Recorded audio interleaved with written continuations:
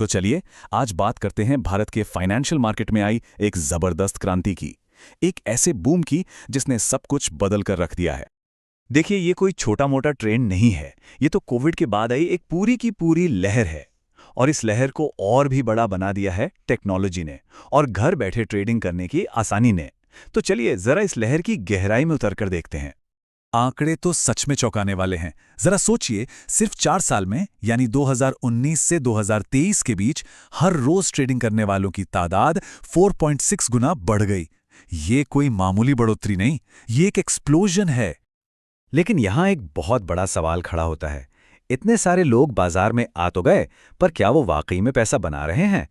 यही है आज का सबसे बड़ा सवाल। चलिए इसी का जवाब ढूंढते हैं। तो हमारे पहले हिस्से में हम देखते हैं कि ट्रेडर्स की ये नई लहर आखिर कितनी बड़ी है और इसमें किस तरह के लोग शामिल हैं। तो आखिर ये बदलाव ला कौन रहा है? इसका जवाब है युवा। 2019 में 30 साल से कम उम्र के ट्रेडर्स का हिस्सा सिर्फ 18% था, लेकिन 2023 आते आते ये आंकड़ा सीधा 48% पर पहुंच गया। मतलब आज मार्केट में लगभग आधे ट्रेडर्स नौजवान हैं। और ये जो ग्रोथ है ना, ये सिर्फ मुंबई, दिल्ली जैसे बड़े शहरों तक ही सीमित नहीं है। हाँ, बड़े शहरों में पार्टिसिपेशन 3 गुना बढ़ा, लेकिन छोटे शहरों में ये 5 गुना और कस्बों गांव में तो 10 गुना तक बढ़ गया। ट्रेडिंग अब सच में पूरा भारत में फैल चुकी है। चलिए अब आते हैं मुद्दे की बात पर।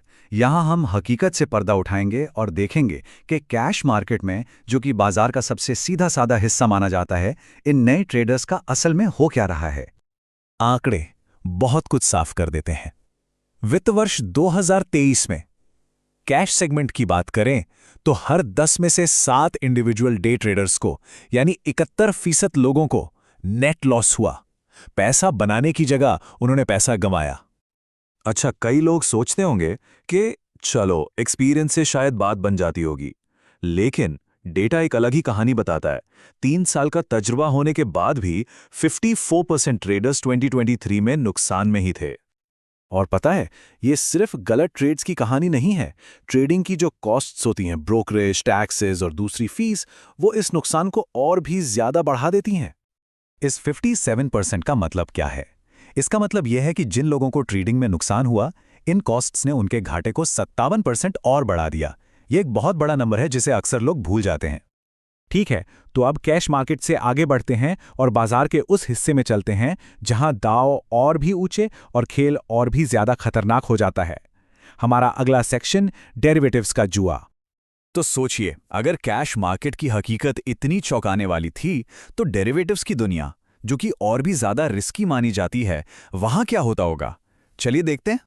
यहां पर तो तस्वीर और भी ज्यादा डरावनी हो जाती है।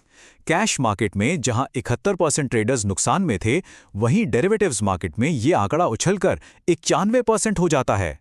सीधे सीधे कहें तो डेरिवेटिव्स में हर 10 में से 9 इंडिविजुअल ट्रेडर्स अपना पैसा गंवा रहे हैं। और ये जो नुकसान है, ये कोई छोटी मोटी रकम नहीं है। वित्त वर्ष 2025 में डेरिवेटिव्स में ट्रेड करने वालों का कुल घाटा 1 लाख करोड़ रुपए से भी ज्यादा था। यह पिछले साल के मुकाबले 41% ज्यादा है, एक बहुत बड़ी रकम। अब जब हालात इतने बिगड़ रहे थे, तो जाहिर है कि रेगुलेटर्स को बीच में आना ही था। तो हमारा अगला सेक्शन है नियामकों का हस्तक्षेप।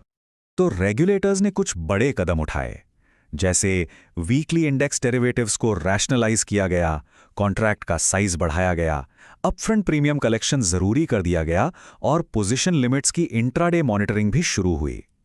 आसान भाषा में कहें तो नियम सख्त कर दिए गए ताकि बेतहाशा सट्टेबाजी पर रोक लग सके। और हुआ भी वही। इन नए और सख्त नियमों के आने के बाद ट्रेडिंग एक्टिविटी में एक स्लोडाउन देखने को मिला और इसका असर इन आंकड़ों में बिल्कुल साफ दिखता है। देखिए, नियम लागू होने से ठीक पहले Q3 में नुकसान अपने चरम पर था, लगभग 33,000 करोड़। लेकिन Q4 में जब नियम पूरी तरह से लागू हो गए, तो कुल नुकसान में 26% की गिरावट आई और ट्रेड करने वालों की संख्या भी 20% कम हो गई। तो चलिए अब इन सारे आंकड़ों को समेटते हैं और देखते हैं कि ये डेटा हमें असल में क्या बता रहा है। तो इस पूरी पड़ताल के की टेकअवेज क्या हैं? पहला, मार्केट में एक नई युवा पीढ़ी की जबरदस्त एंट्री हुई है। दूसरा, और ये एक कड़वी सच्चाई है, ज्यादातर इंडिविजुअल ट्रेडर्स, चाहे वो कैश में हो 71% या डेरिवेटिव्स में 91%, पैसा गंवा रहे हैं। तीसरा, ट्रांजैक्शन कॉस्ट्स नुकसान को और भी गहरा कर देती हैं। और चौथा, और ये एक पॉजिटिव बात है, रेगुलेशन का असर होता है, जैसा कि हमने ट्रेडिंग वॉल्यूम और नुकसान में आई कमी से देखा। और अंत में एक सवाल जिस पर सोचना जरूरी है। हम अक्सर डेमोक्रेटाइजेशन ऑफ फाइनेंस की बात करते हैं कि फाइनेंशियल मार्केट्स तक सबकी पहुंच होनी चाहिए। ये एक अच्छी बात है, लेकिन इन आंकड़ों को देखने के बाद क्या हमें इस डेमोक्रेटाइजेशन के साथ आने वाली जिम्मेदारियों और जोखिमों के बारे में और गहराई से सोचने की जरूरत नहीं है? इस पर जरूर सोचिएगा। धन्यवाद।